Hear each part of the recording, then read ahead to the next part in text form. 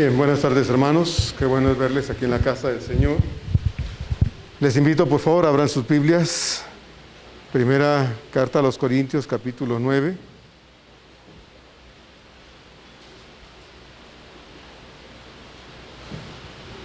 Primera carta de Pablo a los Corintios 9, hoy vamos a leer los versos 24 a 27.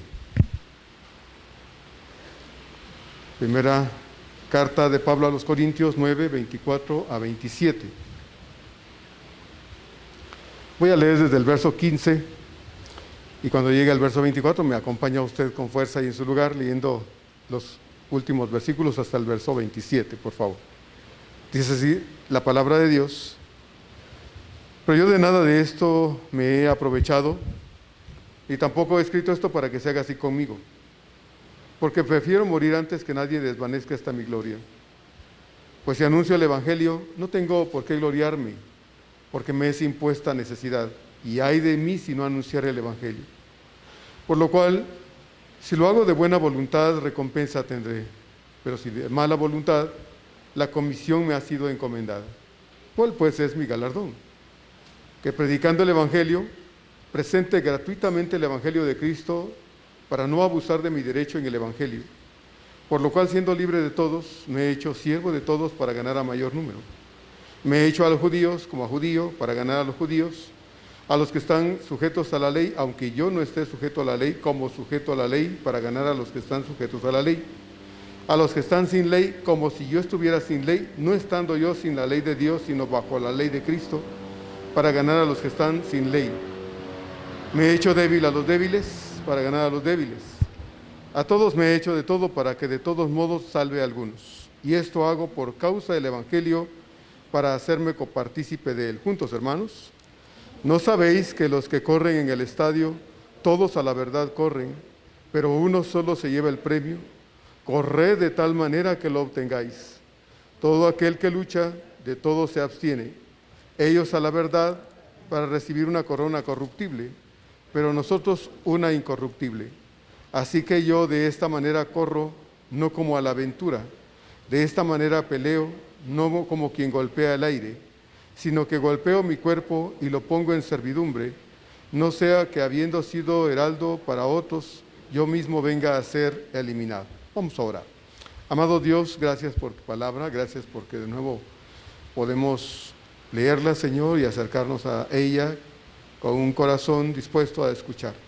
Te ruego pues, Padre, que nos bendigas y que esto que hoy tienes hoy revelado ante nosotros, Señor, porque es tu palabra, pueda, como siempre, Señor, llegar con toda la claridad con la que solo el Espíritu de Dios la puede dirigir a cada corazón.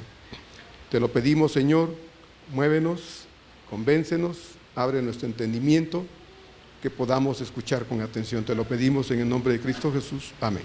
Amén.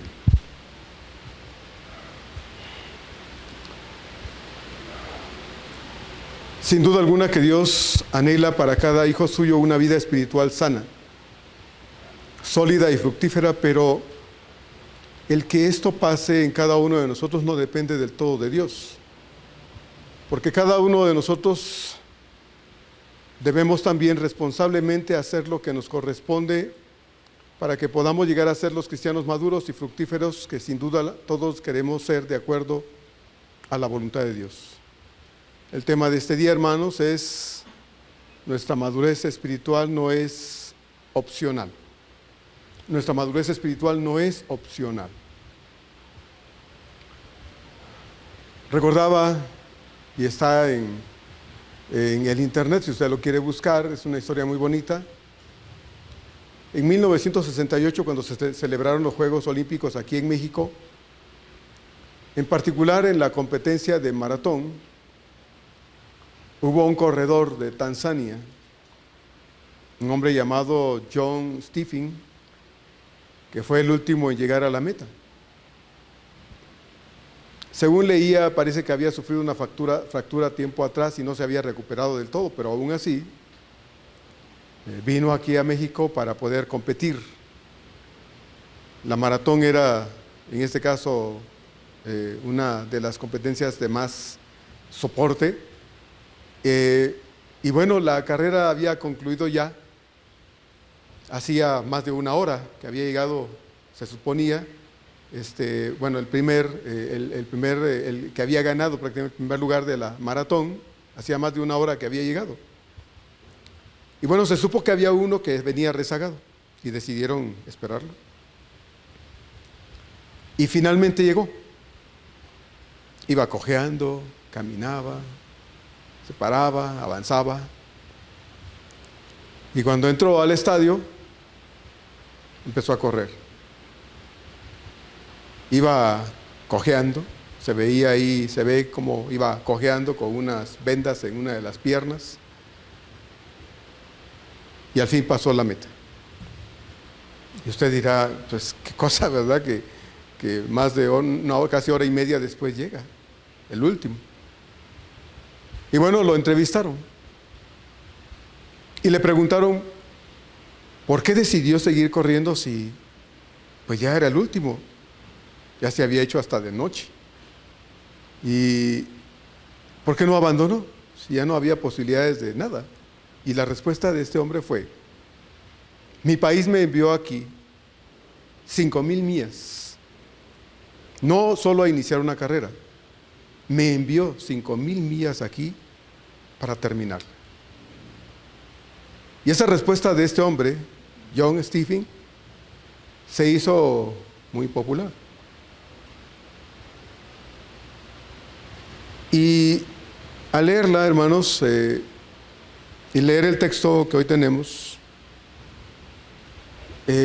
puedo pensar acerca de las dificultades que implica para nosotros, hermanos, el caminar y experimentar cada día dentro de nuestro avance espiritual una serie de cosas que muchas veces pueden ser difíciles, complicadas, y que en apariencia pudieran ser a veces una excusa como para pensar, no, esto no vale la pena, ya para qué sigo, no crezco, no avanzo. Bueno, podríamos pensar de mil formas y creer que no vale la pena continuar. Mucha gente por eso abandona el camino del Señor, ya no asisten. Uno de los rezagos que ha dejado precisamente la pandemia, hermanos, no solo aquí, sino en muchas iglesias, quizá no todas, pero muchas iglesias, es el abandono de muchos creyentes en las cosas de Dios. Oía hace un par de semanas en una estación de radio que es cristiana, estaban hablando 3 pastores y los 3 coincidieron y decía uno de ellos, es que qué difícil pensar en las dificultades que tenemos en la iglesia para que los hermanos deseen congregarse. Y el otro dice, sí, tienes razón. Cuando la pandemia comenzó, la gente decía, al menos en nuestra iglesia, decía la gente, hay que abrir el templo, hay que abrirlo y congregarnos. Y bueno, dijimos, no se puede. La autoridad dice que no y debemos obedecer. Ahora que el templo se abrió, la gente ya no quiere regresar. La gente ya no quiere congregarse. Y los 3 decían, es cierto, es cierto. Todos nosotros hemos iniciado la más emocionante carrera de todas, hermanos. Una carrera donde todos y cada uno de nosotros debemos desear llegar a la meta. Empezamos la competencia, entramos a la carrera y cada uno debemos tener como el más sublime de los deseos y la más grande de las expectativas, no quedarnos en el camino, sino llegar, avanzar hasta llegar al final de este proceso que ya iniciamos, que es la carrera de la vida cristiana. Debemos querer llegar hasta la meta que Dios nos ha trazado, porque a diferencia de una competencia deportiva donde solo hay un vencedor, aquí en esta carrera cristiana que es espiritual, todos tendremos, de acuerdo a la Escritura, un premio, pero el premio lo recibiremos solo si llegamos a la meta final. Puede decirse que estos versos del 24 al 27 que acabamos de leer son como la introducción al capítulo 10, que ya vamos a empezar, si Dios nos permite, la próxima semana, donde Pablo pone a Israel como ejemplo de descalificación. Y presenta las razones que Dios tuvo para descalificar a su pueblo Israel después de todo eso que habían sucedido, que había pasado, que ellos habían vivido, experimentado desde que habían estado en Egipto 430 años esclavos. habían vivido una serie de cosas generación tras generación hasta que Dios envió a Moisés, los sacó de Egipto, fueron por el desierto libres, hermanos, en medio de las grandes manifestaciones de poder de Dios, llegaron hasta las orillas del mar y allí su corazón se hizo de gelatina, de agua. Pasaron el mar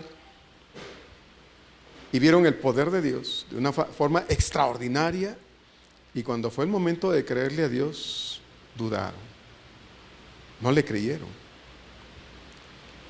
Dios descalificó a Israel, y en el capítulo 10 vamos a ver las razones que Dios tuvo, el porqué de que todo esto tuviese que pasar. Pero vamos a ver hoy los versos nada más 24 a 27, que son como una especie de introducción, como le decía, a lo que vamos a ver entonces en el capítulo 10. Pero Pablo empieza hablando como introducción al capítulo 10 acerca de una carrera, de los deportes. Para Pablo, tal vez en ese tiempo era muy común ese aspecto de los deportes, y entonces él toma estos ejemplos. Cuando él estuvo preso, él vio la armadura de un soldado, y en Gálatas, en Efesios, él habla acerca de la armadura, ¿verdad?, del soldado, etcétera. Entonces, las cosas que Pablo tenía a su alrededor muchas veces eran usadas para poder ejemplificar muchos aspectos de la vida cristiana. Y en este momento, en este párrafo de la Escritura, Pablo trata aquí acerca de los deportes como un ejemplo para poder comparar muchos asuntos o algunos asuntos que tienen que ver con la vida espiritual. Nuevamente Pablo hace uso de unos ejemplos entonces para enseñar el valor que tiene el esfuerzo personal que cada cristiano debe poner en su propio desarrollo y avance espiritual en su experiencia cristiana todos los días de su vida. Esfuerzos que son fundamentales, hermanos, para poder tener una correcta salud espiritual, y además esfuerzos responsables necesarios que debemos hacer nosotros, hermanos, para poder llegar a ser cristianos maduros y fructíferos también. Desde tiempo atrás, la práctica de diferentes deportes era algo común en el área del Mediterráneo, donde estaba situada la iglesia de Corinto. Y los juegos que más sobresalían eran precisamente los Juegos Olímpicos, que tuvieron su origen en la ciudad de Olimpia, y los juegos del área donde estaba Corinto, que de hecho se celebraban cada 2 años en esta ciudad de Corinto. Aunque todos los deportistas que competían estaban conscientes de que no todos iban a obtener el premio porque había solo un ganador, lo hacían dando su máximo esfuerzo, porque entonces no había, como sucede hoy en las competencias generalmente, un segundo lugar, un tercer lugar. Hoy uno se gana una medalla de oro, pero hay una medalla de plata y una medalla de bronce para los otros que logran llegar también en un segundo y tercer lugar. Antiguamente eso no pasaba, solo había un ganador. No había premios para otros. El único premio era otorgado a una sola persona, y todos los que tomaban parte en las competencias, en cada disciplina lo hacían procurando dar lo mejor, sobresalir y esforzarse de tal manera que fuesen ellos los que pudiesen ganar el tan ansiado premio que se ofrecía. Previo a las competencias, todos los deportistas que llegaban para poder competir, se les ponía a prueba primero. Era una especie como de eliminatorias. Se esperaba que los competidores hubiesen sido responsables y por lo menos un año antes hubiesen empezado a prepararse, de modo que, aunque dijeran, sí, me preparé hace un año atrás, se les aislaba y por 30 días se les sometía a diversas pruebas. De modo que en el transcurso de ese tiempo de 30 días, se empezaba a observar a cada uno de ellos su desempeño y desenvolvimiento en las áreas en las que iban a competir, y entonces, en ese lapso de tiempo de 30 días, muchos, hermanos, eran descalificados. Imagínense, no habían empezado las competencias reales, pero en ese lapso de 30 días se les ponía a prueba, de modo que si decías que habías entrenado, tenías las habilidades y la capacidad física para poder desempeñarte en las cosas que se te pedían, y si no lo hacías, entonces automáticamente quedabas descalificado. Muchos entonces, al oír al final de un día de pruebas, había un listado, salía un hombre y decía, fulano, mengano, quedaron fuera, descalificados, eliminados. Habían llegado a competir, pero no habían pasado por las preliminares, las eliminatorias. Qué triste, ¿verdad? Que para ellos todo se había acabado. Aunque solo había un ganador absoluto, todos los que participaban lo hacían con la intención de ser cada uno de ellos ese ganador. Nadie especulaba, Nadie llegaba solo para probar. Nadie estaba allí casualmente, accidentalmente. Todos los deportistas llegaban con la firme determinación de ser ellos el que ganaría en cada una de las disciplinas las competencias. Probablemente Pablo presenció, probablemente pienso, los juegos locales. Tal vez había estado en Corinto en ese año y medio, se habían celebrado los juegos sísmicos que se practicaban o se llevaban a cabo ahí en la ciudad de Corinto, y había visto las competencias. Quizá Pablo anteriormente, antes de conocer al Señor, había estado presenciando las Olimpiadas, había visto todas estas cosas. Es probable. Pablo tenía muy claro todos esos aspectos acerca de las competencias deportivas, y cuando él habla de esto, piensa en el hecho de que cómo podría ser que un deportista quisiera llegar a ganar el premio si ni siquiera estaba capacitado para ello, ni siquiera se había preparado para ello. Todas estas escenas, o toda esta escena de las competencias que Pablo recordaba, probablemente eran un buen ejemplo de cómo los cristianos deberíamos estar viviendo cada día la vida cristiana, y de esta manera ejemplificaba mediante los juegos deportivos la forma correcta de vida espiritual que cada creyente debía estar viviendo, experimentando como seguidor de Jesucristo. Pablo hace una pregunta en este verso 24.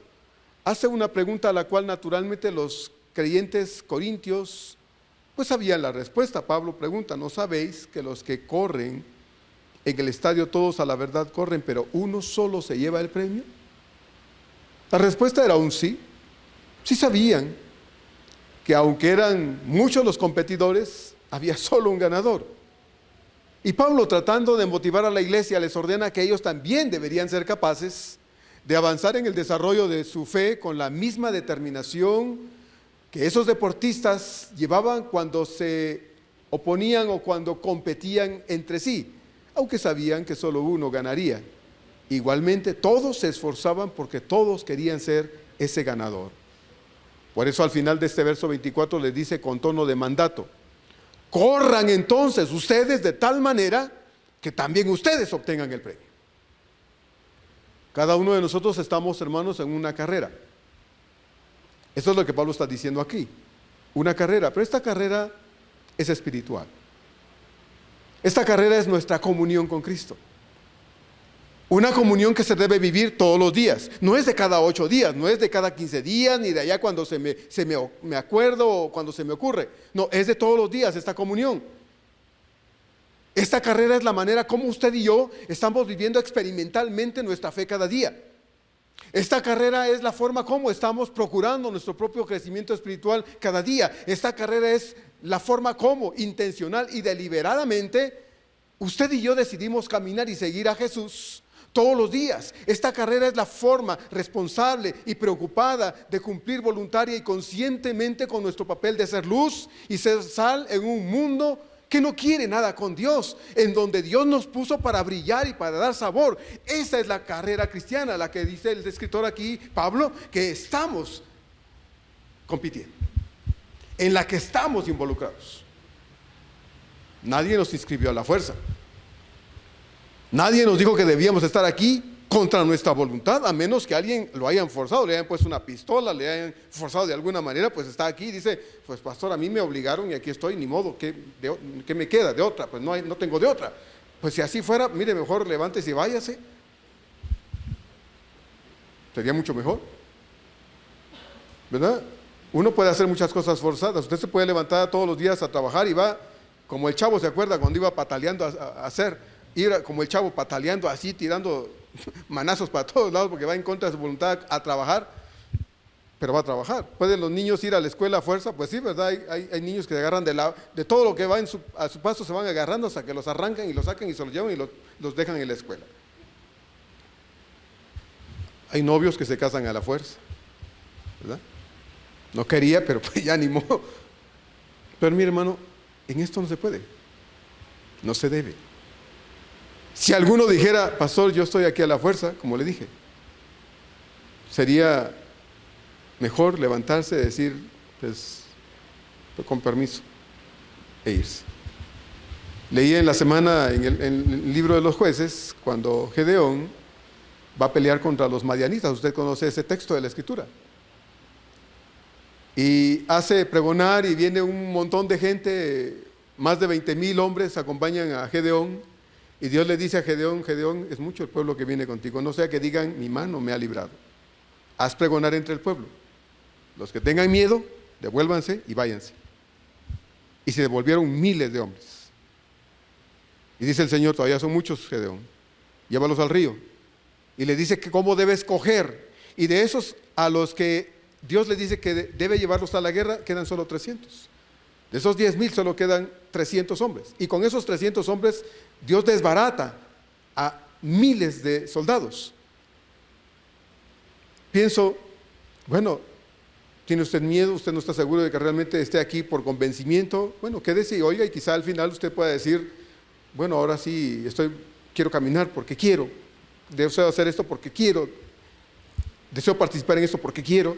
Hace un rato estaba como forzado, obligado, y cada vez que venía a la casa de Dios me sentía como una pistola en la cabeza, pero ahora ya no. Qué bueno, gracias a Dios. Pero si no quiere, mejor levántese y váyase. Quizá haya oportunidad para que usted pueda ser salvo y un día pueda regresar y decir: bueno, ahora sí estoy aquí porque estoy convencido de ello. Nadie entra en esto, hermanos, a la fuerza. Si le pintaron las cosas bonitas y con el tiempo se ha ido cayendo la pintura de lo bonito que parece que era y ya quedó la realidad, esa es la realidad. El Señor no nos dijo que para poder creer en Él, el camino iba a ser un camino de pétalos y alfombra roja y caravana. O algunos le dijeron: pastor, a mí sí me lo dijeron. Levante la mano, vamos a hablar al final y vamos a exponerle el verdadero evangelio. Pero el Señor dijo: en el mundo ustedes van a tener ¿cuántos problemas? 5 problemas. Ya pasaste 4, te queda 1. ¿Amén? No, hermanos. El Señor dijo: en el mundo van a tener muchos problemas, pero confíen, yo he vencido al mundo. Pablo entonces se toma la libertad para ordenar, dice: corran de tal manera que ustedes obtengan ese premio. Cada uno de nosotros estamos en una carrera, hermanos, pero esta carrera es espiritual. Y es todo esto de lo que acabamos de hablar ahorita. Y frente a este rol de multiresponsabilidades que es nuestra carrera cristiana, y para cuya carrera Dios ha prometido un premio, Pablo tiene solo un mandato para todo creyente que compite, que va, que avanza, que va en camino a la meta. Para usted y para mí como creyentes: corran de tal manera que ustedes se lleven el premio. Haga de cuenta que solo va a haber un premio, pero usted va con la perspectiva, con la mirada, con el deseo firme en su corazón de que usted se lo va a llevar. Esa es la forma en que debemos correr. Ay, pastor, si ya sé que voy a llegar al final y que de todos modos va a haber un premio para mí, aunque como el hombre que usted nos dijo, llegué al final. Bueno,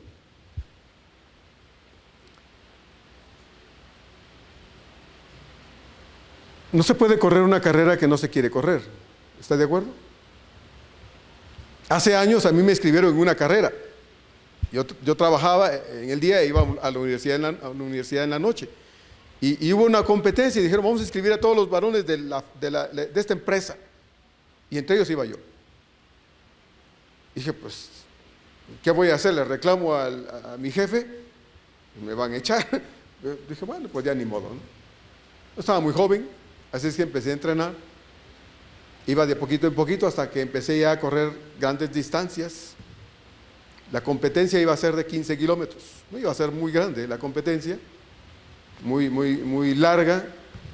Y empezamos a correr con un pequeño grupo de los compañeros de trabajo. Salíamos, después del trabajo nos íbamos a correr un ratito, ¿verdad? Los sábados. Y yo empecé a correr un poco más, de modo que me empecé a ser más ágil para la carrera. El día anterior de la carrera, uno de mis compañeros que me decía que había sido enfermero, o que era enfermero, me dijo: oye, ¿te pongo un suero? Y le dije: pues, ¿estás seguro? Sí, me dijo: te voy a poner un suero. Vamos a mi casa, me dijo, el día anterior, te pongo un suero, me dijo, va a ser que vas a rendir más. Y yo dije: bueno, está bien, pues que quitan. Y me fui a su casa, ya tenía el todo listo. Y me dijo: acuéstate. Ya me acosté y que me pone el suero. Ya me tapó y me dijo: duérmete. Y yo me dormí confiando en que pues, se suponía que sabía lo que hacía. Ya cuando yo me desperté, ya el suero prácticamente se había acabado y me destapé, hermanos, tenía el brazo así. Y yo me espanté porque yo le hablé y le dije, oye, mira, cuando yo tengo mi brazo, y me dice, no te preocupes, es el suero, dice, pero ya se te va. No, le dije, y ahora, pues mañana es la competencia temprano, ya era de noche, mejor, se te va a ir absorbiendo. Yo me fui a mi casa, me cubrí, no me vieron, pero pues bueno, sí, efectivamente al otro día el suero ya se había absorbido.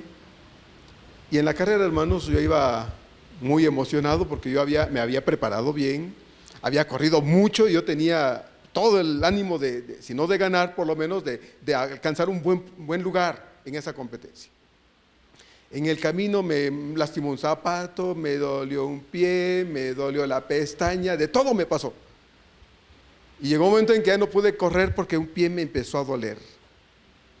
Y empecé a caminar, a cojear, y mire, hermano, era una cosa terrible en todo el camino. Yo empecé a lamentar que todo el entrenamiento que había hecho previo a la competencia se había acabado. Y me quedé parado, pensando, yo creo que lo mejor va a ser salirme. Ya no vale la pena. El pie no me deja de doler y no puedo correr. Estuve a punto de salirme, hermano, cuando empecé a hacer mi pie en el suelo así. Y de pronto empecé a sentir menos molestias y empecé a caminar y empecé a trotar y empecé a correr y a correr y a correr y a correr y a correr y a correr. Todavía logré entrar entre los primeros 500. Entre los primeros 500. Éramos más de 5,000 corredores. Y yo logré entrar entre los primeros 500, hermanos. Para mí eso fue una hazaña. Para mí eso fue un gran logro. Y pensé, si no me hubiera detenido, si no hubiera estado tan molesto de mi pie al correr, yo lo hubiera hecho con las ganas con las que retomé mi carrera y entonces hubiera llegado al final, quizá en un buen y mejor lugar. Pablo dice que nosotros, hermanos, en esta competencia debemos correr, con el ánimo de que cuando nosotros, hermanos, estemos corriendo, nosotros tengamos la plena conciencia de que nosotros vamos a ganar, vamos a llevarnos el premio, de que no estamos ahí accidentalmente, no estamos ahí por obligación, no es porque nos inscribieron y pues ya ni modo, no me queda de otra, no, estamos aquí por convencimiento. Y este convencimiento nos lleva, hermanos, a hacer una competencia leal. Una buena carrera, como Pablo va a decir más adelante, en función de él como un practicante de esto también. Pablo, considerando el hecho de que la vida cristiana es como una carrera de fondo, una maratón, dice que todos los que vamos en esta carrera hacia la meta, que es el punto final de llegada, todos somos corredores voluntarios.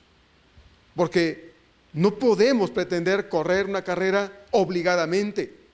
Un corredor al que no le guste correr, ¿cómo podría aspirar a participar en una competencia y además aspirar a llevarse el premio que se ofrece?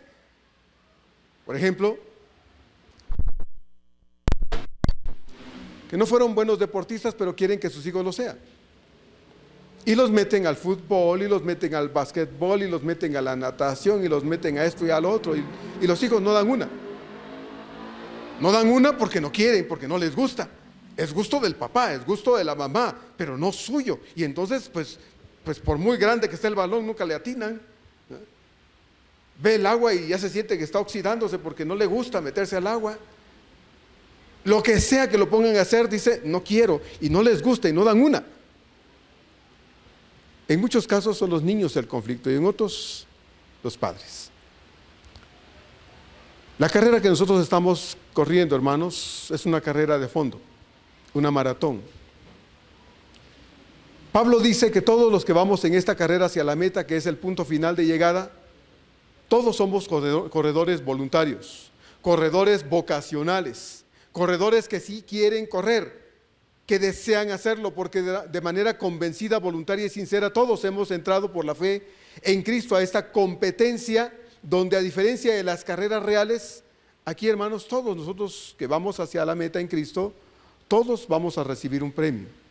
Pero ese premio está hasta el final de la competencia, no está a la mitad, no está a 3/4 de la carrera, está hasta el final. Hebreos, por ejemplo, Hebreos 12, 1 y 2. Hebreos 12, 1 y 2 dice así: por tanto, nosotros también, teniendo en derredor nuestro tan grande nube de testigos, despojémonos de todo peso y del pecado que nos asedia, y corramos con paciencia la carrera que tenemos por delante. Dice el autor: puesto los ojos en Jesús, el autor y consumador de la fe. Corramos, dice, ¿cómo? No dice atrabancadamente, dice corramos con paciencia la carrera que tenemos por delante. Puesto los ojos ¿en dónde? En la meta. Puesto los ojos en la meta. Todos los personajes que aparecen en la epístola a los Hebreos, de la cual hablamos no hace mucho tiempo, todos son un ejemplo, hermanos, de fidelidad, de entrega, de sacrificio, de esfuerzo, de abnegación, de perseverancia, de lealtad y muchas otras cosas más. Pero todos fueron capaces de llegar al final de la carrera. Ninguno se quedó a la mitad, ninguno empezó y se salió, ninguno dijo esto está muy complicado y abandonó. Todos los que aparecen en la carta, en la epístola de los Hebreos, todos comenzaron una carrera y todos la terminaron. Para muchos de ellos no fue fácil esa competencia. En medio de sufrimientos, tuvieron que llegar a la meta. A muchos les costó la vida y de manera violenta concluyeron la carrera, pero llegaron a la meta. Por eso el escritor de Hebreos dice, nosotros también, teniendo esa grande nube de testigos, corramos, pero corramos pacientemente, no alocadamente, no atrabancadamente, no por compromiso, no obligadamente, sino convencidamente, puesto los ojos en aquel que es la motivación y a la vez la meta que nos hace llegar o tratar de llegar a donde debemos llegar. A usted y a mí no nos corresponde hacer menos que lo que estos hicieron, hermanos. Y como ya lo he dicho tantas veces, lo vuelvo a decir en esta oportunidad, hermanos, nosotros no deberíamos dar excusas, pretextos ni argumentos baratos de ninguna clase para disculpar nuestra pereza, nuestro desgano, nuestro desinterés, nuestra frialdad, nuestro alejamiento de Dios. Porque, hermanos, Dios nos ha permitido hasta hoy, aquí, por lo menos en México, un tiempo de tranquilidad, de paz, de leyes favorables para la práctica de nuestra fe. Así que no hay ningún argumento válido, hermanos, que podamos presentar a nuestro favor si con todas estas facilidades que Dios nos ha dado a usted y a mí, aquí en esta ciudad, aquí en este país, no estamos viviendo un cristianismo más comprometido, más perseverante, más impregnado de la presencia de Dios cada día. No hay excusa para nuestro desinterés, apatía o lo que sea. No hay excusa.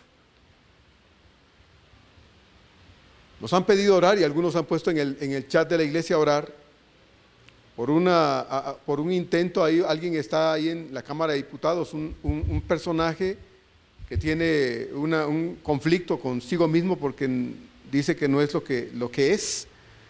Está promoviendo ahí, está impugnando una iniciativa de ley para que se prohíba desde el púlpito que se hable en contra del movimiento lésbico gay y no sé qué más tantas letras que hay al final. Y está promoviendo que se haga ley y que se prohíba, bajo pena de cárcel, aquellos que hablen en contra de. Y estamos orando. Y si usted no lo sabía, le invito a que usted se integre a la oración que mucha gente está haciendo ya para que esto no trascienda de simplemente ser un intento de promoción, o no sé cómo se llame a eso. Y la pregunta es, bueno, ¿y qué? Si llega a ser ley, ¿vamos a obedecer esas leyes? ¿Vamos a dejar de decir lo que la Biblia dice, señalar el pecado como lo que es? No, hermanos, no. Y como le acabo de decir, Dios nos ha dado un ambiente, hermanos, y un clima de tanto favor, de tanta facilidad, hermano, para vivir la fe, que si usted en este momento se dice, voy a ir allá a la puerta del deportivo, voy a empezar a predicar el evangelio, nadie le puede decir nada. Nadie le debe prohibir hacer. Porque estamos en una sociedad donde hay libertad para esto, de expresión. Pero si eso se coartara, si eso se prohibiera, si eso se limitara, hermanos, y nos dicen, ustedes los pastores no pueden. Los apóstoles dijeron, cuando se les enfrentó también en una situación parecida, dijeron, juzguen ustedes si vamos a obedecer a los hombres antes que a Dios. Y Pablo mismo acaba de decir en el párrafo anterior, aquí en 1 Corintios 9, porque esto me es impuesto a mí una necesidad, predicar el Evangelio, y ay de mí si no lo hago. Y pienso, bueno, quizá las cosas cambien, quizá todo se vuelva contrario, vamos a dejar de hablar la verdad de Dios, vamos a decir a lo malo bueno porque la gente no quiere. No, hermanos, no lo podemos dejar de decir. Verso 25. Todo aquel que lucha, dice Pablo, de todo se abstiene. Ellos a la verdad para recibir una corona corruptible, pero nosotros una incorruptible. Un deportista aficionado que practica cualquier deporte solo por el gusto de hacerlo podrá abstenerse de algunas cosas, podrá hacer algunas cosas, pero al final, como es solo una especie de pasatiempo, entretenimiento personal, algo que le gusta hacer, hermano, podría invertir algún dinerito para hacer algunas cosas, tener cierto tipo de equipo, zapatos, ropa en particular, pero no lo hace porque realmente se quiera dedicar a ello. Hermano, no está sujeto, en este caso, a ninguna regla, a ninguna disciplina, a ninguna limitación. No, simplemente lo practica y ya, sigue con su vida normal. Sin embargo, alguien que ha decidido practicar algún deporte porque le apasiona y porque le gusta y lo quiere hacer de manera profesional, todos los días de su vida, por el resto de su vida, mientras se pueda, entiende que se debe someter a disciplinas, a reglas, a limitaciones, a horarios, a sacrificios y aún a la inversión de recursos económicos para poder obtener resultados en la práctica de algún deporte que elija. Un deportista profesional de todo, dice Pablo, se abstiene. ¿Sí? De todo se abstiene, es decir, renuncia a muchas cosas que podrían desequilibrarlo física y metabólicamente. No puede comer cualquier cosa, no puede beber cualquier cosa, no puede desvelarse, no puede embriagarse, necesita cumplir con horarios y responsablemente cumple con sus horarios de entrenamiento todos los días y debe acostumbrar su cuerpo a cierta dieta y aprender a disciplinarse en sus hábitos y costumbres en lo sucesivo, porque todo lo que haga o lo que deje de hacer podría afectarle para bien o para mal. De modo que ese deportista profesional asume con responsabilidad la preparación de sí mismo para las pruebas que le vendrán en lo sucesivo en la práctica del deporte que escogió. Claro está que cuanto más compite, no siempre va a ganar. Algunas veces va a ganar el primer lugar, otros tal vez va a quedar en segundo lugar, otros va tal vez a llegar al tercer lugar, en otras ocasiones va a entrar entre los primeros tantos mejores del mundo y va a estar en la lista de los mejores del mundo. Sin embargo, el objetivo de este no es estar en su segundo lugar, en tercer lugar o en la lista de los mejores del mundo. El objetivo de esta persona que se responsabiliza así de esta forma, hermanos, es ser el mejor entre los mejores, el primer lugar. Cuando usted ve las competencias, por ejemplo, ya estamos cerca ahorita de los juegos de fútbol, esto del mundial de fútbol. Usted, si le gusta el fútbol, sabe eso. Llega todos los equipos queriendo pasar de fase a fase y llegar a ser de los cuartos de final, ¿verdad? De los de la final. Ojalá yo pueda ser del de la final y poder llegar a enfrentar a cualquier otro equipo, pero ser del finalista. Y cuando llega el juego de la final de los dos equipos, los dos quieren ser el ganador, ninguno quiere ser el perdedor. Y aunque el otro quede en segundo lugar, de tantos que fueron a competir en un campeonato mundial de fútbol, aunque quede en el segundo lugar, vea usted a los que están recibiendo el premio del segundo lugar, no están contentos. A ellos les hubiera gustado recibir el trofeo de campeones mundiales, no el del segundo lugar. No les gusta ser segundones a nadie. Pablo dice entonces, como ya lo dijo en el verso 24, corran de tal manera que ustedes se ganen ese premio. En los tiempos de Pablo, como se dijo al principio, luego de una rigurosa selección, donde solo los mejores llegaban a la competencia, había un solo ganador y ese se llevaba el reconocimiento, se llevaba la corona, que era el símbolo del éxito total, de haber enfrentado a los mejores y haberlos vencido a todos y ser el mejor de todos. Aquella corona ganada era una especie de diadema de ramitas de pino,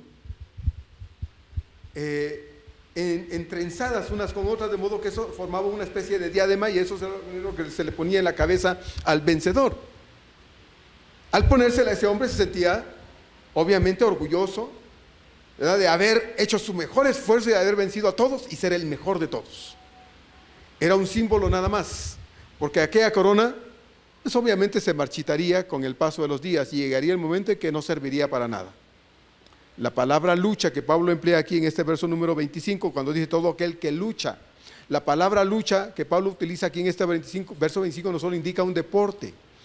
En particular, en estos versos Pablo sí ha estado hablando de las carreras, pero también ha querido hacer notar el esfuerzo hasta el punto de la agonía, porque eso es lo que la palabra indica, agonía, de cada participante por el esfuerzo dedicado, realizado y puesto en la búsqueda de la victoria, motivo por el cual es capaz de sacrificarse al máximo, de seguir reglas, de disciplinarse responsablemente, porque sabe que valdrá la pena cuando gane el premio y entonces sea el vencedor de todos. Valió la pena las matadas de hambre, las cansadas, las desveladas, todo lo que hizo, porque lo han coronado. Pablo dice entonces que si estos deportistas se esforzaban al máximo y al final, cuando llegaban a ganar la competencia, lo único que obtenían era una corona que pronto, dice él, no valdría nada. Así traduce la versión Gran Comisión, la versión Gran Comisión del Nuevo Testamento, pronto no valdrá nada, y como dice la versión Dios habla hoy, que enseguida se marchita. Si eso es lo que los hombres se ganaban, nosotros, hermanos, entonces con más razón, óigalo bien, con más razón debemos esforzarnos por hacer de la práctica de nuestra fe una experiencia profunda, viva, gozosa, significativa, porque lo que obtendremos en la totalidad de lo que ahora ya es la plenitud, la eterna realidad y la ilimitada y eterna experiencia de la vida eterna cuando estemos con el Señor. Eso es lo que recibiremos. Y eso, hermanos, es eternamente mucho más que una corona de pinito entretejida en la cabeza de cualquiera de nosotros. Esa vida eterna que nuestro buen Señor nos tiene reservadas ya sin la intromisión del pecado aquel día, no hoy, pero sí aquel día. Y de las terribles imperfecciones y defectos de nuestra carne pecaminosa, que ahora en este mundo nos arrastra tantas veces, hermanos, al pecado y a ofender a Dios. 1 de Pedro 1, 3 al 8. 1 de Pedro 1, 3 al 8 dice estas extraordinarias palabras al respecto. Bendito el Dios y Padre de nuestro Señor Jesucristo, que según su grande misericordia nos hizo renacer para una esperanza viva por la resurrección de Jesucristo de los muertos.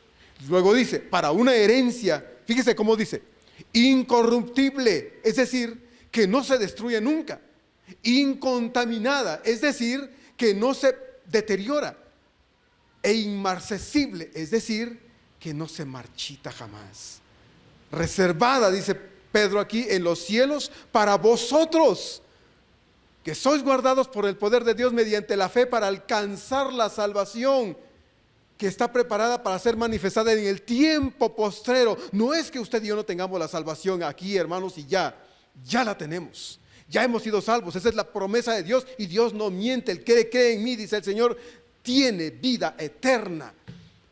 Pero el pecado, hermanos, nos imposibilita disfrutar esa vida a la plenitud, en la totalidad, en la profundidad, en la anchura de lo que esta salvación es. Yo les decía a mis hermanos en la semana tuve un problema. Reaccioné como no debía hacerlo. En el tráfico es donde yo más, mi paciencia es puesta a prueba, hermanos, y esta semana me ganó el carácter. Gracias a Dios no pasó más, pero tuvo Dios que taparme la boca y casi como hizo con Lot y su familia, meterme al carro y cerrar la puerta, y me dice, vámonos, no vale la pena esto. Pero hermano, eso es lo que Pedro está diciendo. Es lo que Pablo nos está indicando en el texto. Ahorita estamos aquí y luchamos con todas estas cuestiones. Yo lucho con mis pasiones, yo no sé usted, pero yo sí lucho con mis pasiones. Lucho con el pecado que está dentro de mí, lucho con este corazón que no quiere sujetarse a Dios y a su palabra, lucho con muchas cuestiones que me quieren arrastrar a hacer lo contrario de lo que Dios dice que debo hacer y que yo sé que debo hacer, y lo tengo aquí porque también lo tengo aquí.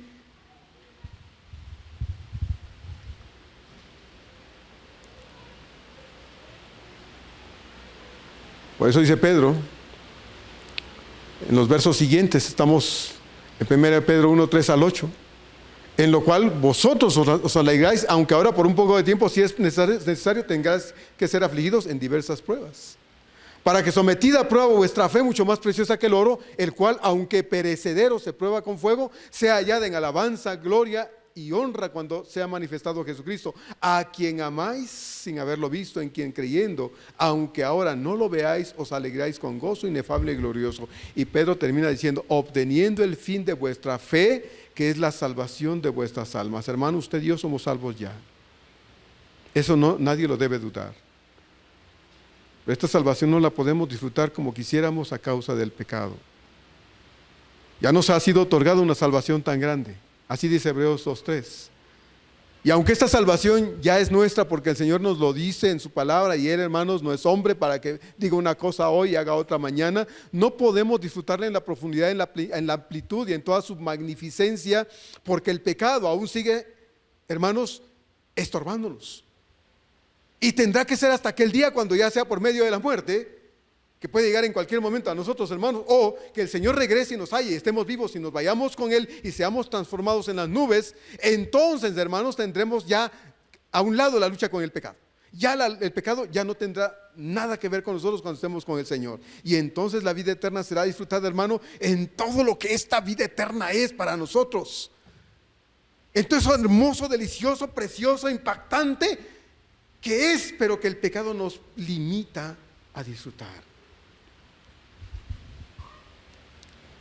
Recuerda usted a Pablo decía en Romanos 7, ¿quién me librará de este cuerpo de pecado? Versos 26 y 27 dice entonces Pablo, así que yo de esta manera corro, no como la aventura, de esta manera peleo, no como quien golpea el aire, sino que golpeo mi cuerpo y lo pongo en servidumbre. No sea, dice Pablo, que habiendo sido heraldo para otros, yo mismo venga a ser eliminado. Pablo no está hablando aquí de pérdida de salvación, hermanos, porque sería una contradicción que acabo de decir que la salvación está segura y ahora tengamos miedo de que la salvación la podamos perder. No, Pablo no está hablando aquí de que la salvación le sea quitada, o él la pueda perder, o lo que sea. No, la salvación es segura porque Dios lo dice. Está hablando de otra cosa.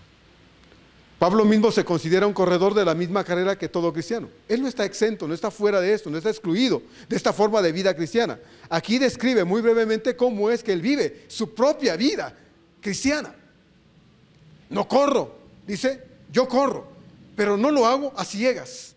No lo hago y salgo a la calle y corro y salgo a donde sea. No, dice Pablo, yo no corro de esa forma.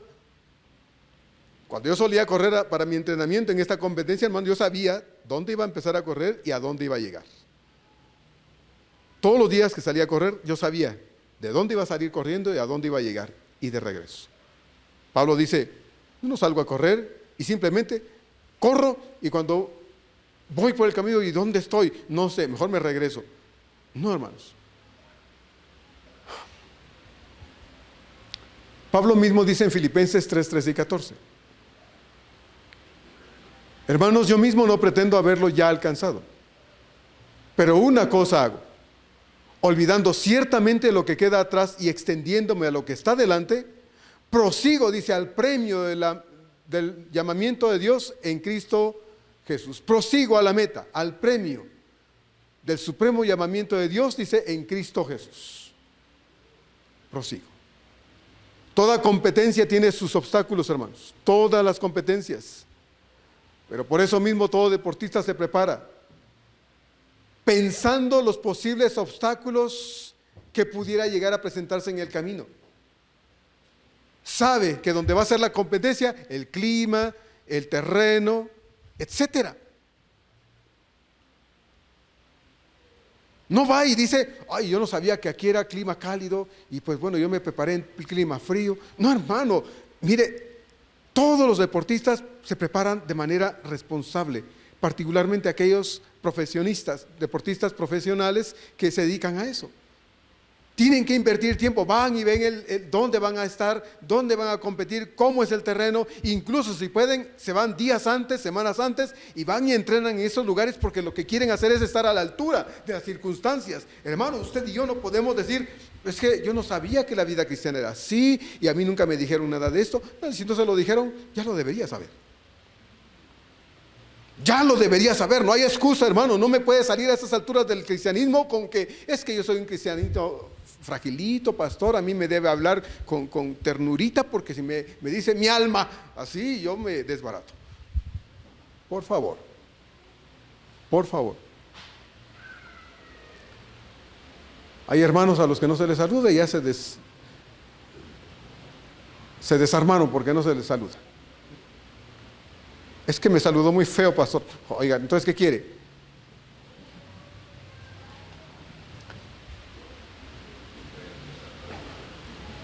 Prosigo, dice Pablo, ¿a dónde? Prosigo a la meta. A eso dice Pablo, prosigo a la meta. Ningún problema, ninguna complicación, ninguna necesidad, ningún sufrimiento de la índole que fuera, absolutamente nada sería en la vida de Pablo una razón o excusa para dejar de avanzar, para dejar de ir hacia la meta eterna. Y sabemos que en el caso de Pablo, hermanos, pese a todos sus problemas, lo vamos a ver en la segunda carta, primero Dios, todos los problemas que lo rodearon desde el inicio de su caminar cristiano y lo impactaron, lo desinflaron, lo desanimaron. Ay, es que yo soy el cristiano más sufrido de todos. Nunca dijo Pablo eso, nunca.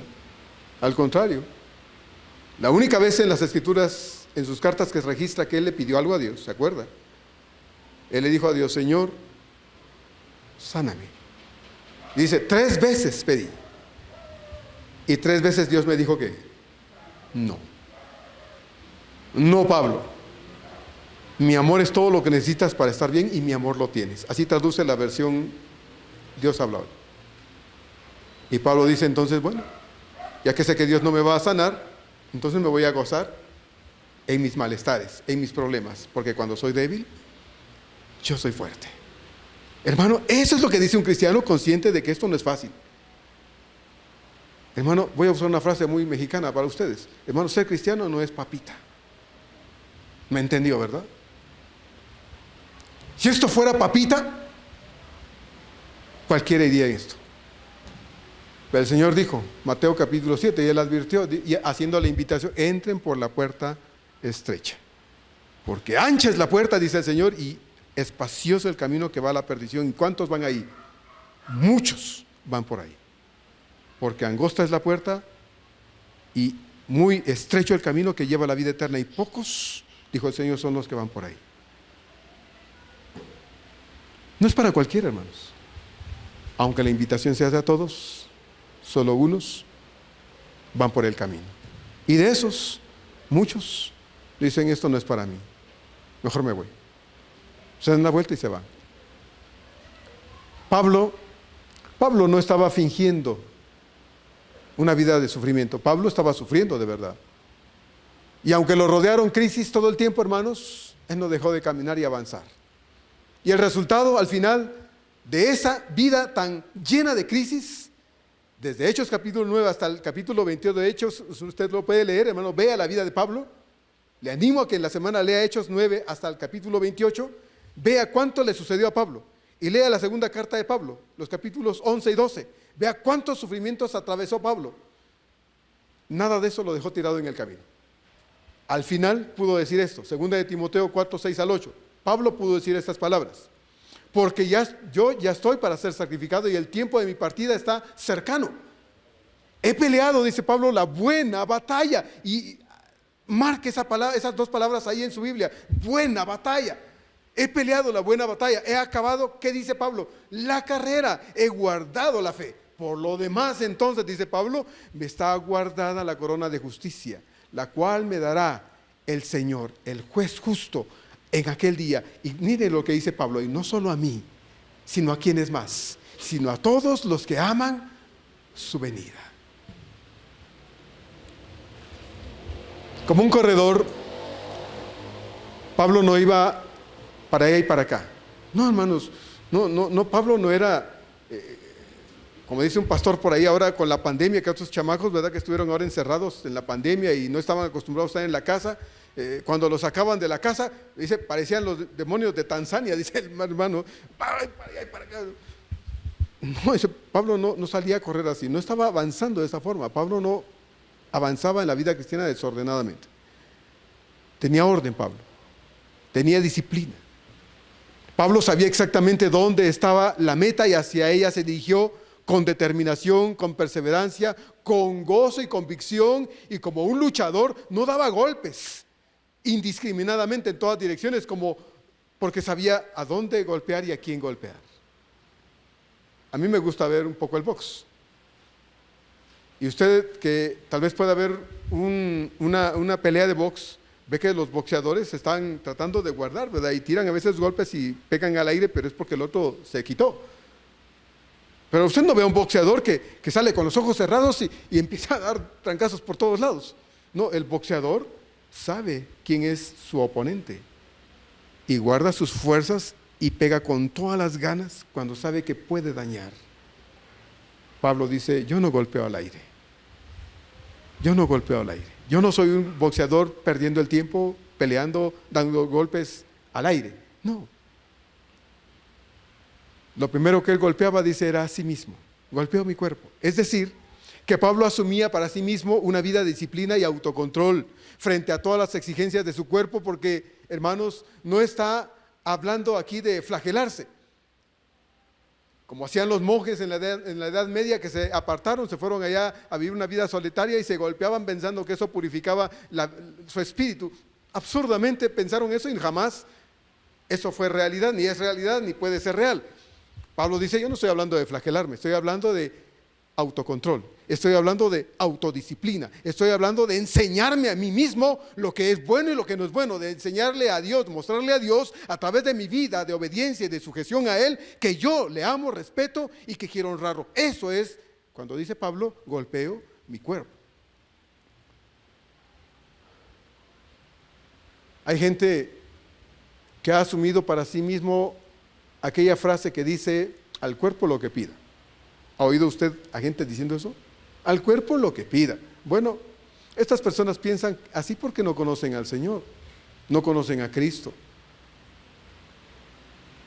Tal como nosotros pensábamos antes de conocerle a Él, porque yo así pensaba también. Pero ya no es nuestro caso, hermanos. ¿Ya se dio cuenta? Nosotros ya no pensamos así, no debemos pensar o no deberíamos pensar así. Ya no vivimos para nuestras pasiones y deseos. Ahora nosotros vivimos para dar gloria a Dios en todo lo que hacemos, en nuestra forma de vida. Ahora nosotros vivimos para honrar a Dios con el uso de nuestros cuerpos, bienes, tiempo, etc. Y de nuevo, por eso Pablo decía, Romanos 7, ay de mí, ¿quién me librará de este cuerpo de pecado? Es lo que Pablo está diciendo en este verso 27, sino que golpeo mi cuerpo y lo pongo en servidumbre. Pablo sabía con toda exactitud que el pecado tiene que tener un medio para expresarse. Y tanto en el caso de Pablo, Romanos 7, quien es el que está diciendo todo esto aquí, en este verso 27, como es en el caso de usted y en el caso mío, hermanos, este instrumento por medio del cual el pecado se manifiesta y se expresa y se evidencia, es nuestro cuerpo, es nuestra boca. Romanos 6, 11 a 13 dice de esta forma, y es un texto que muchos de ustedes saben porque lo hemos aprendido en el discipulado. Así también vosotros, dice Pablo, consideraos muertos al pecado, pero vivos para Dios en Cristo Jesús, Señor nuestro. No reine, dice entonces pues, el pecado ¿en dónde? En vuestro cuerpo mortal, de modo que lo obedezcáis en sus concupiscencias. Sino, dice, ni tampoco presentéis vuestros miembros ¿a quién? Al pecado como instrumentos de iniquidad, sino presentaos vosotros mismos a Dios como vivos de entre los muertos y vuestros miembros a Dios como ¿qué? Como instrumentos de justicia. Eso es lo que está diciendo Pablo. Antes yo usaba mi cuerpo para lo que se me antojaba, al cuerpo lo que pide.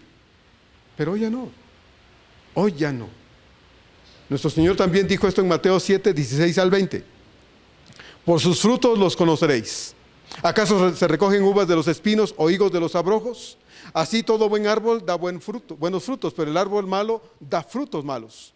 No puede el buen árbol dar malos frutos, ni el árbol malo dar frutos buenos. Todo árbol que no da buen fruto es cortado y echado en el fuego. Así que por sus frutos los conoceréis. Y Efesios 4, Pablo dice, 4, 22 a 24, en cuanto a la pasada manera de vivir, despojaos del viejo hombre que está viciado conforme a los deseos engañosos, y renovaos en el espíritu de vuestra mente y vestidos del nuevo hombre creado según Dios en la justicia y santidad de la verdad. Pablo fue un hombre apasionado y absolutamente entregado al servicio de su Señor. Para él hubiera sido terrible, escandaloso, hermanos, y una gran desgracia el pensar, siquiera pensarlo, dejar de perseverar en la vida cristiana. Para él hubiera sido la peor de las desgracias que le hubiera podido ocurrir. Todo lo dejó, todo lo abandonó, renunció a todo para seguir al Señor. Y resulta que por las palizas que le dieron, él un día dijera, no, es que yo no pensé que esto estuviera así. Señor, es que si me hubieras dicho que me iban a palear, a pedear, perseguir, yo no me meto en esto. Pablo nunca dijo eso, hermanos. Nunca lo dijo.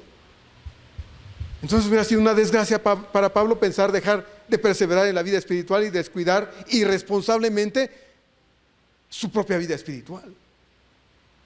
Él que fue maestro, él que fue un predicador, él que fue ejemplo para otros e instrumento en las manos de Dios, hubiera como resultado de sus descuidos alejarse de Dios, hubiera sido la más terrible de las irresponsabilidades cometidas por él.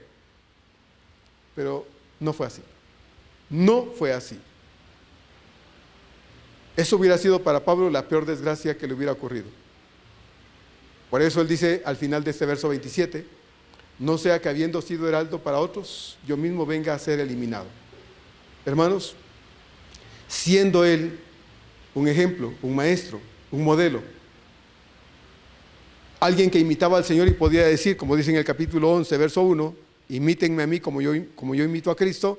Imagínense a Pablo, por su descuido, dejar de ser instrumento en las manos de Dios, dejar de seguir siendo utilizado por Dios para alcanzar a muchas personas, como lo dijo en el párrafo que vimos la semana pasada, cuando Pablo dice para alcanzar a algunos, para alcanzar a muchos. Pablo se hubiera sentido desilusionado, decepcionado de sí mismo, verse hecho a un lado, porque hermanos, como resultado de haber descuidado su comunión y su experiencia con el Señor. Hermano, todos nosotros pasamos por tiempos complicados, eso es obvio y es de esperarse. Unos tal vez más que otros, pero todos pasamos por crisis. Las crisis no son para que Dios se ensanche con nosotros, para que Dios, hermanos, se haga un Dios lleno de ira porque le hemos fallado. No, las crisis de nuestra vida no vienen ni de Dios siquiera. Recuerda a Santiago, dice Santiago que Dios no puede ser tentado por el mal ni Él tienta a nadie. Cuando alguna situación viene, no digamos es que Dios no lo creó, Dios no lo provocó, Dios no lo trajo a nuestra vida, pero lo permitió. Y es para ayudarnos, hermanos, a caminar con más seguridad en la vida cristiana. ¿Qué sería de nuestra vida espiritual si todo Dios lo arreglara y no nos dejara entrar en problemas? Seríamos un montón de ñangos, un montón de gente aguada en la fe, raquítica en la fe, que al primer viento de oposición nos despedaza, nos destruye. ¿Recuerda usted al Señor? Lucas le dice el Señor a Pedro, Pedro, el diablo te ha solicitado para zarandearte como a trigo. Pero no le dijo, no te preocupes Pedro, no vas a pasar por ahí. No, eso no le dijo. Le dijo, pero no te preocupes Pedro, yo estoy orando por ti. Estoy orando por ti para que cuando eso pase, eso no te destruya. Y cuando tú regreses, confirma a tus hermanos. Hermanos, Dios permite esas crisis en nuestra vida por diversas razones. A veces no las podemos entender y nos vamos a ir a la tumba sin entenderlas. Otras Dios nos va a ayudar a entenderlas. Pero lo que sí debo saber es que nunca Dios hace ninguna cosa de estas o las permite con un despropósito o con una actitud de destrucción para mí o para usted. Dios las permite para que usted y yo le amemos más, lo busquemos mejor, caminemos con Él con más seguridad, con más determinación, con más convicción, con más perseverancia. Por eso Dios las permite. Si resultado de eso, alguno dice, Dios es cruel conmigo, Dios no me ama porque si me amara no dejara que pasara por estas situaciones. Si el resultado es usted o yo llegamos a pensar así, hermano, es nuestro problema. Porque conocemos qué clase de Dios tenemos.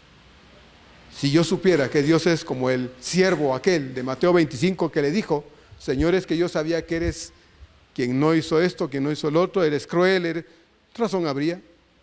Yo mismo les alentaría a decirles, hermanos, vámonos. Este Dios no merece que estemos aquí. Pero no, hermanos. Este Dios en el que hemos creído, y no hay otro, es grande, es maravilloso, es fiel, es leal, es misericordioso, es perdonador. Merece que nosotros caminemos con Él. Nos tomemos de su mano y nos soltemos de su mano. Él, hermanos, no hay otra opción. Iba a decir la mejor opción, pero no hay más. Es la única vía, el único camino, lo único a lo que nosotros deberíamos aspirar a tener y a experimentar cada día. Pero solo fue una introducción, porque la otra semana Pablo va a empezar a hablar acerca del peligro de ser descalificados. Y la razón es que hay muchas veces para esto en la vida de muchos creyentes. Vamos a orar, con eso terminamos. Amado Señor, gracias,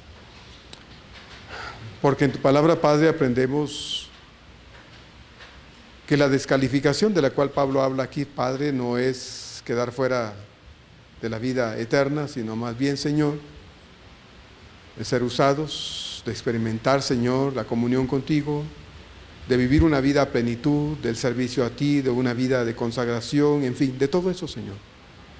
Que cuando un cristiano, Padre, deja de perseverar en ti, deja de caminar en ti, automáticamente, Padre, deja de vivir estas cosas, estas experiencias que son tan importantes y tan imprescindibles en la vida de cualquier creyente. Señor, tenemos una lucha muy fuerte con nuestra humanidad. Esta humanidad, Señor, que muchas veces nos arrastra, Padre, porque somos torpes. Y lo digo más por mí mismo, Señor, porque somos míopes, Padre, porque somos demasiado necios. Porque, Señor, conociendo tu palabra, muchas veces preferimos seguir la voz de la necedad que la voz del Espíritu de Dios en el corazón. Y entonces actuamos mal, vivimos mal, procedemos mal. Y lo que debería ser una experiencia llena de significado para nosotros, Señor, que es esta experiencia de caminar contigo todos los días, se vuelve un hastío. Se vuelve en blanco, gris y negro, Señor, cuando debería ser una vida a todo color. Una experiencia a todo color. Padre amado, ayúdanos a verte con ojos de fidelidad, con ojos de convicción, con ojos de lealtad, con ojos de perseverancia en medio de las diversas adversidades, Señor, que en unos y otros son distintas y en algunos son demasiado duras. Pero que, Señor, a pesar de todo, sabemos, jamás, jamás, jamás nos abandonas. Tú lo dijiste, Señor, y tú no mientes. Tú dijiste, yo estaré contigo todos los días hasta el fin del mundo. Dios, jamás nos dejas. Nos sentimos solos a veces, no porque no estés ahí, sino porque nosotros, Señor, no somos capaces de experimentarte a causa de nuestras actitudes. Padre amado, gracias por ser nuestro Dios. Hoy, Señor, vamos a recordar este sacrificio hermoso que hiciste por nosotros en la cruz. Y queremos hacerlo, Señor, con reverencia. Porque el participar, Señor, nos debe recordar que lo que hoy somos, Señor, tuvo que ser pagado a un precio altísimo. Y este fue el precio pagado por tu Hijo Jesús cuando murió por nosotros en la cruz del Calvario. Muchas gracias, pues, Señor, por amarnos así y por tratarnos como a hijos, Señor. Y eso es lo que a mí más me encanta, me fascina de ti, Señor. Que tu trato conmigo no es, Señor, de hijo consentido, es de hijo amado. Y tu palabra dice, Señor, que al hijo que amas, lo disciplinas. Te bendigo con todo mi corazón, Señor, porque yo no quiero ser un hijo consentido.